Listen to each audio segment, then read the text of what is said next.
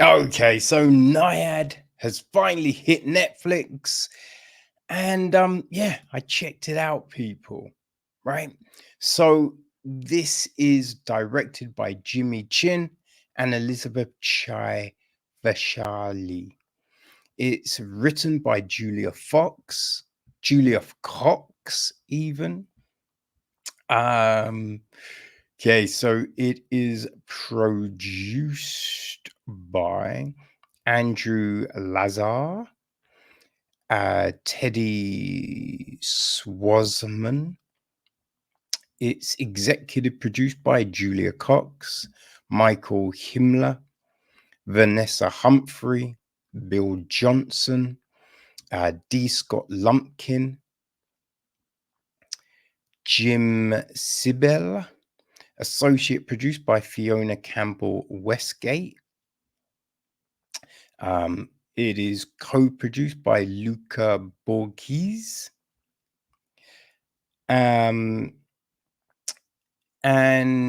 we have Jamie Marshall and Timothy Wheeler also doing some production with that. Alexandra Desplat handled the music. Claudio Miranda, cinematography. Christopher Tellisfen edits the piece. Casting was handled by Avi Kaufman, Valerie Daniela Hernandez Olofsson. Production design is Cara Lindstorm. Art direction is Elizabeth Boiler and Maria Fernanda Sabogal. Set decoration is Yelani Mendoza, and costume design is Kelly Jones. All right, our cast. Well, Diana Nyad is played by Annette Bening. Her best friend, Bonnie Stool, is played by Jodie Foster. We have got younger versions of Diana at 5, played by Belle and Pearl Darling. Right, at the age of 14, she's played by Anna Harriet Pittman. Okay, yeah, they're all the iterations of Diane. We have John Bartlett, played by Rhys Ifans. We've got Luke Tipple, played by Luke Cosgrove. Dee Brady, played by Carly Rothenberg. We've got the first medic, played by Grace Sebevi. And then the new medic, John Ross, played by Garland Scott. The jellyfish expert, Angel Yangahari, played by Gina Yi. We have got Nico, played by Ethan Jones Romaro. Nadia, played by Nadia Lawrence. Naomi, played by Erica Chu. Mia, played by Orfa Salimata. Anna, played by Tisola Logan. Susan, played by Marcela Acuna Baz. Lucy, played by Haraka Ilana. Miguel, played by Rodriguez Hanla. Coach Jack Nelson, played by Eric T. Miller. Aris, played by Johnny Solo. That was her dad. Elise, played by Caroline McCormick. Candice is played by Anne-Marie Kempf. Yeah, I feel that's probably the main lot of people. So the gist of the story: a riveting chapter in the life of world-class athlete Diana Nyad. 3 decades after giving up marathon swimming in exchange for a prominent career as a sports journalist. And at the age of 60, Diane becomes obsessed with completing an epic swim that always eluded her, the 110-mile trek. It's 103 miles, actually. 103-mile trek from Cuba to Florida, often referred to as the Mount Everest of swims. Determined to become the first person to finish the swim without a shark cage, Diane goes on a thrilling 4-year journey with her best friend and coach, Bonnie Stool, and a dedicated sailing team. So yes, it's like 110 is what it actually took because of the wind and the waves, but the actual distance is 103. So the film is based on Diane's autobiography, her memoir, Find a Way, right? And it is the feature directorial debuts from Jimmy Chin and Elizabeth Chai Vasarhelyi, right? Who, I mean, they're filmmakers, right? But they've been doing documentaries. Free Solo, their biggest one, which you might recognize the names from. So there was definitely a good chunk of things which was compelling about this film to check it out. Right, I missed it during the London Film Festival. It is running the same day as Pool Man, and as this was hitting Netflix, I figured I would give Pool Man a look. I mean, Pool Man stunk, right? Pool Man was not a good film. But it's always good to try and maximize what you're doing, right? So it kind of made sense to wait, right? But yeah, I was interested. Now, the way it opens up, like I was a bit irritated because I'm just like, oh man, she's gonna die, right? Because the way they're talking and everything, but it is just talking about basically it's that first attempt that she made. But you do think, oh, is she gonna die? And then just remember, no, this is a real story, right? She's actually alive. So yes, no, she does not die. But it's kind of set up. So I mean, she's had her 60th birthday and she's kind of moaning, right? And that's when Bonnie's like, oh, find something to kind of throw yourself into, right? And then she kind of is just like this thing that's been eating at her all these years, this swim.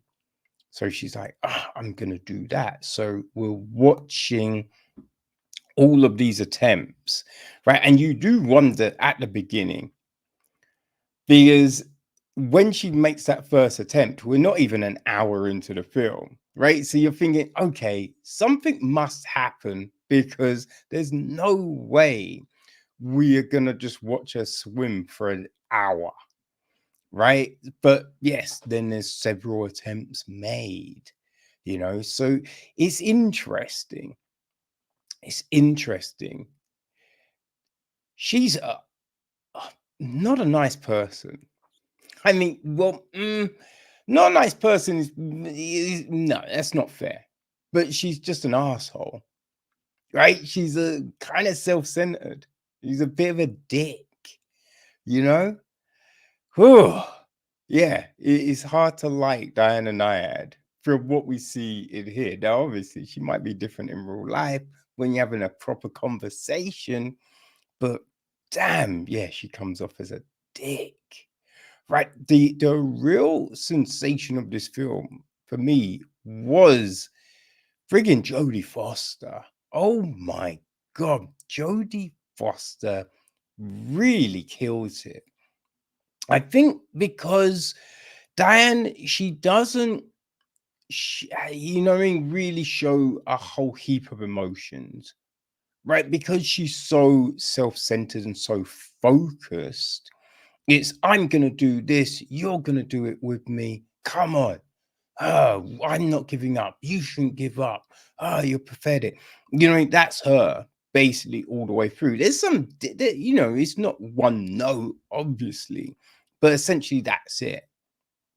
But with Bonnie, you know what I mean? We're seeing so much, right? Because she's trying to support her friend. She's trying to kind of iron out a lot of you know what I mean? The abrasive things that Diane does. And she's very emotional, because she wants this for a friend, but then she just feels that she's being taken advantage of a bit. So we're just seeing so much here. And god damn, Jodie Foster just gives us everything. Gives us everything. It is a remarkable performance. At the very end of the film, we do see archival footage, and it is crazy how much a lot of these characters were pretty much on the mark with the casting. Reefer fans really looks like John Bartlett. I think it was a solid job. Annette Bening really does look very much like Diana Nyad. Well, I mean, they made her look like that, right? And Bonnie, like Jodie Foster, is pretty close to Bonnie.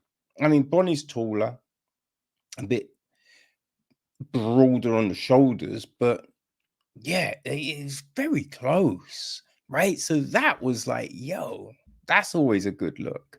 When you have these films that are based on true, and that the person, like they've made the person look a whole lot better than they actually do, or just, you know what I mean? Some of the things they do, it is a bit like, what are we doing?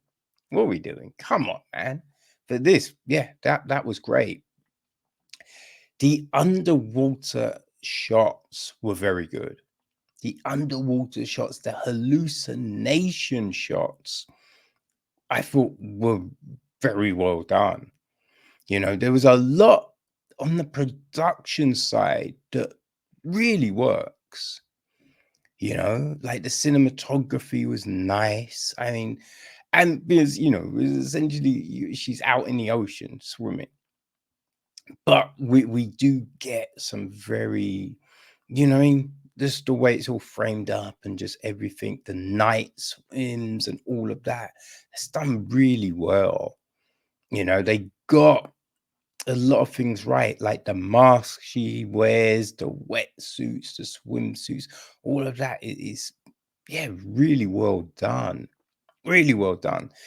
With it just being over 2 hours, it does feel long, right? It does feel long at times, and I think it it does seem to, I don't know, tread water a little bit in the middle, does tread water a little bit in the middle, but at the end, oh, you do get hit with that little emotional punch. You do get that at the very end. I will definitely say that.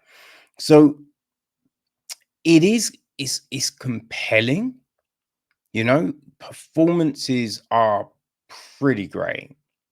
Pretty great. I mean, all the supporting cast, really good. Just really good. Reese, like Jodie, just gives us a masterful performance there, you know? So I think there's a lot to like about this film. It's not like with stuff like Free Solo, I was interested all the way through. It didn't seem long. You didn't really notice the time at all. So, yeah, there's a slight difference in the documentary work and this, but as their first narrative film, it's not bad. It's not bad at all. Really good performances, very well shot. Just that kind of lag, just that lag in the middle, just that lag in the middle. You know what I mean?